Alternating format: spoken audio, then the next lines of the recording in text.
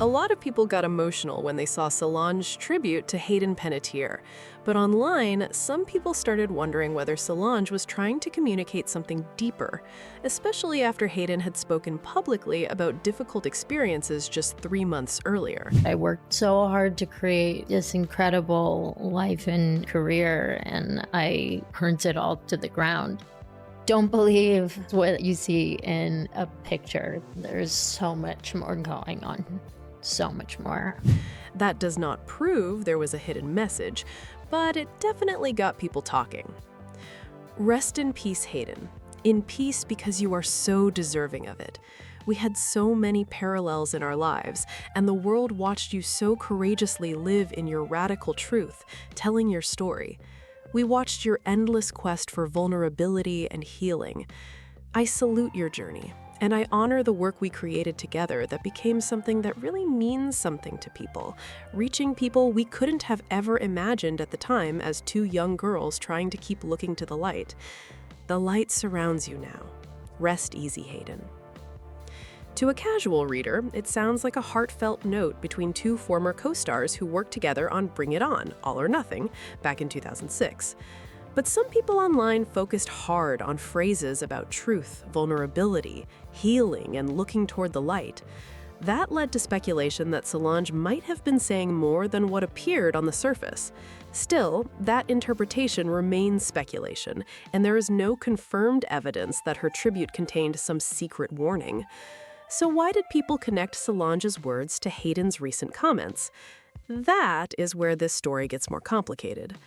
Reports about Hayden's passing quickly brought renewed attention to an interview she had given only months earlier on Jay Shetty's podcast. During that conversation, Hayden described trusting a friend who introduced her to a very famous man. She did not publicly identify that person in the comments being discussed. A small room, and she physically put me in the bed next to this undressed man who was very famous and had his hands like this. Some people online tried attaching different celebrity names to the story, but those guesses should not be treated as fact. Hayden also discussed uncomfortable experiences and expectations connected to the entertainment world, including references that listeners interpreted as involving the so-called yachting scene. Those comments already had people looking at Hollywood differently, so when reports about Hayden surfaced only a short time later, social media immediately started connecting dots and asking questions.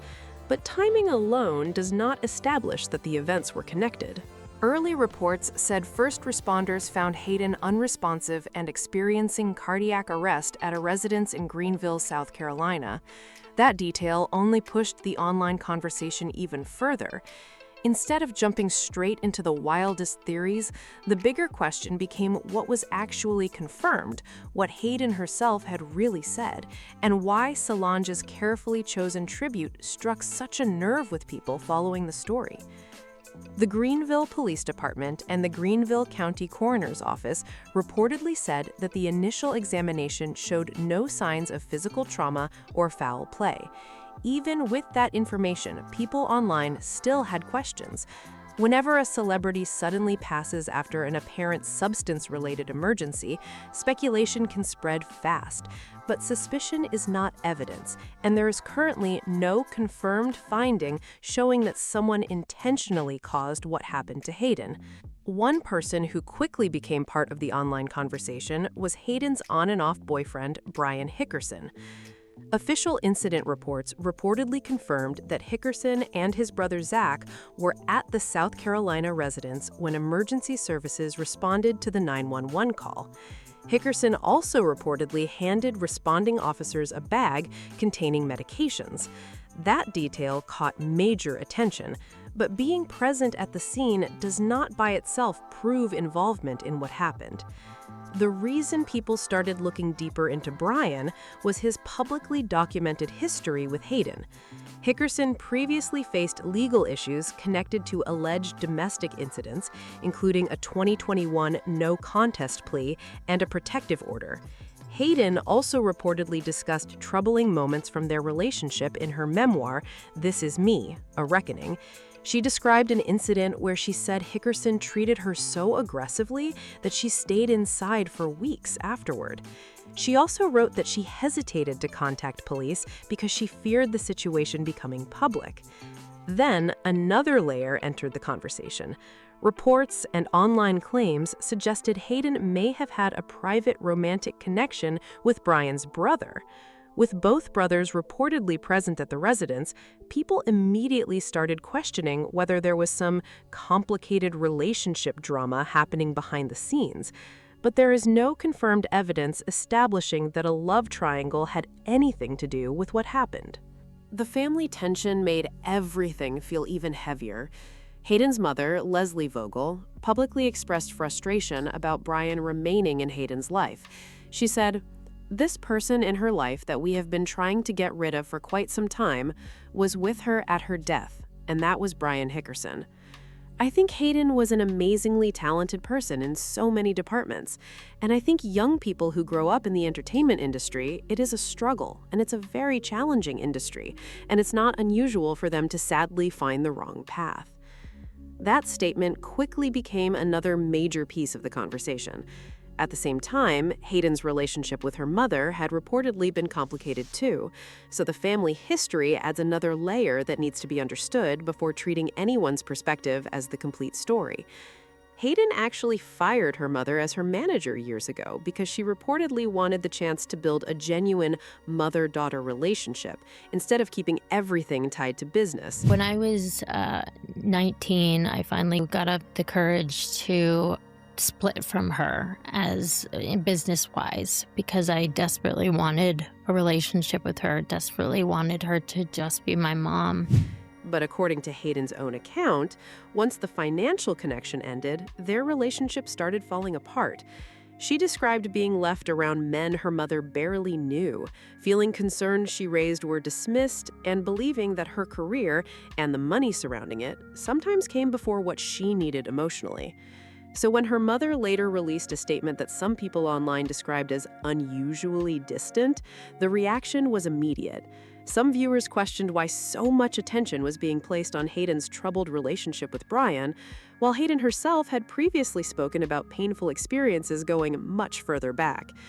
That does not automatically make any one person responsible, but it shows why this family story is way more complicated than it might appear. Then there is what Hayden said about growing up inside Hollywood. She previously claimed that she was given medication as young as 15 to help her stay calm before red carpet appearances. We did press all the time, and I was a little low energy, and it was, here, take one of these. It's a happy pill, it'll give you energy. So I didn't think of it at the time as like a bad thing. Yeah, or right. How old were you? I was 16, and it must have been something that was similar to like an Adderall, Yeah. Mhm. but they got it from Mexico. I should have thought that's so sketchy, but I didn't, because I trusted Right. the person. Yeah. And it did give me that little bit of energy, and I didn't feel like high and out of control, but I did feel like happy. And That detail raised some serious questions. She was still a teenager. Who was responsible for protecting her well-being on those sets? And how common was this kind of pressure for other young performers trying to survive inside the entertainment machine? By her 20s, Hayden said alcohol and opioids had become deeply connected to how she coped with everyday life.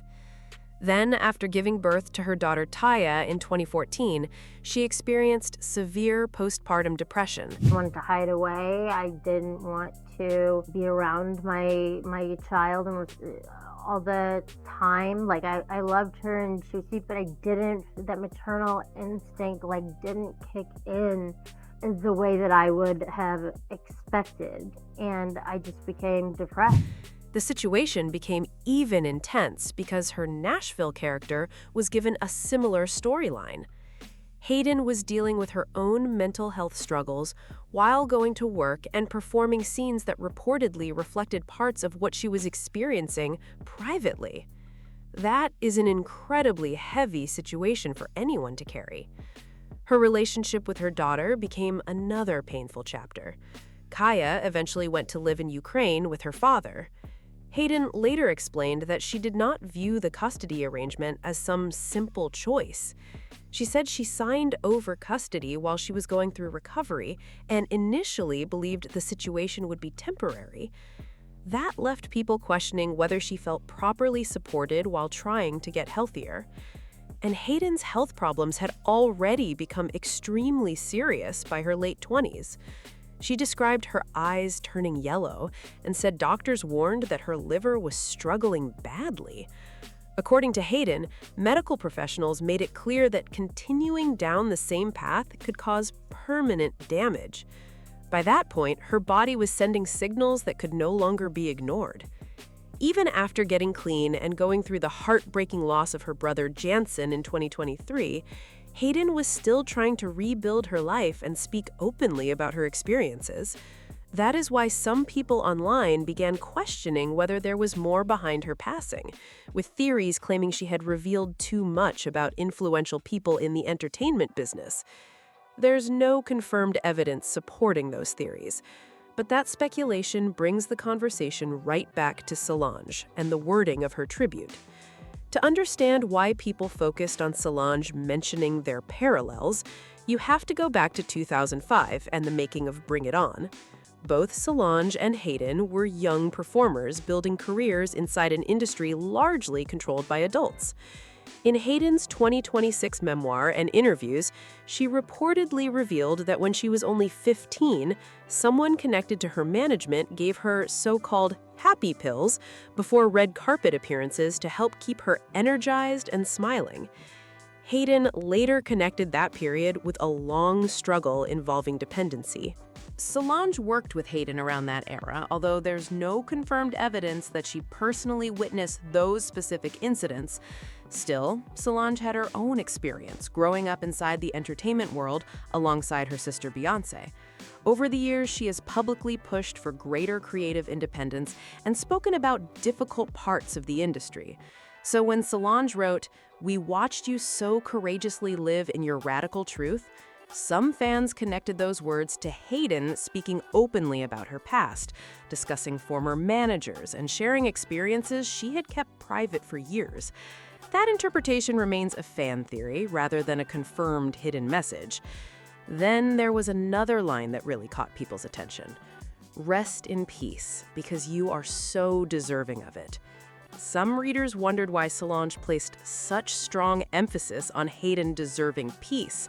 They interpreted it as recognition of how difficult Hayden's life had been and how often she struggled to find stability. And Solange closed with another line people could not stop analyzing.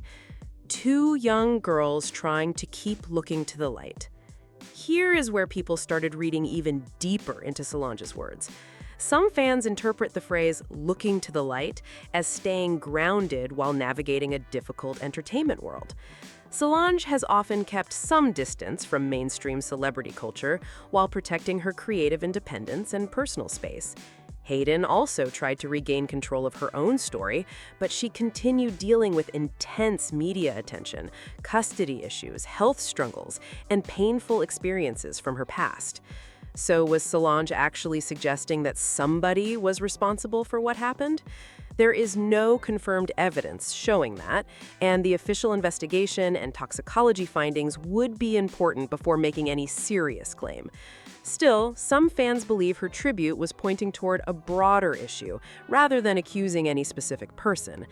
Hayden spent her later years speaking more openly about experiences she said happened behind the scenes, including uncomfortable situations involving powerful people and claims connected to the so-called yachting scene. For people analyzing Solange's tribute, the message feels less like a secret accusation and more like a reminder of the pressure young performers can face inside a demanding industry. That is why the final words hit differently for some fans. They see two young women trying to protect themselves while growing up under an enormous spotlight. And this is where another detail starts getting attention. Hayden was no longer staying quiet about the difficult parts of her past. She was talking about the pressure she experienced as a young performer, the people she trusted, the choices she regretted, and the moments when she felt adults around her should have protected her better. That timing is exactly why some people online started connecting her recent interviews with Solange's tribute. But there is an important difference between noticing a pattern and proving that somebody secretly caused what happened. So far, there is no verified evidence showing that Hayden was targeted because she spoke publicly about her experiences. What does stand out is how many parts of Hayden's story involved people around her having influence over major areas of her life. Her career started young. Her personal struggles became public entertainment. Her relationships were constantly examined. Even her recovery became something strangers debated from the outside. And that makes Solange's words about vulnerability and healing feel especially powerful. Maybe there was no hidden code at all. Maybe Solange was simply recognizing how hard Hayden had worked to reclaim her own voice after years of other people shaping the story around her. But online, people are still digging through Hayden's final interviews and comparing them with everything Solange chose to say. And one interview in particular keeps coming back into the conversation. Hayden had started speaking with a level of openness that surprised people who had followed her career for years. She was no longer presenting the polished Hollywood version of her life. She was describing moments where she felt pressured, vulnerable, and surrounded by people who had more control than she did. That is why every old interview and public statement is now being examined again. Some viewers believe Hayden was slowly revealing how the entertainment world operated around her when she was young. Others think people are reading too much into comments that were simply part of Hayden processing her own complicated past. Either way, there is a clear difference between Hayden sharing difficult experiences and proving some larger hidden plot.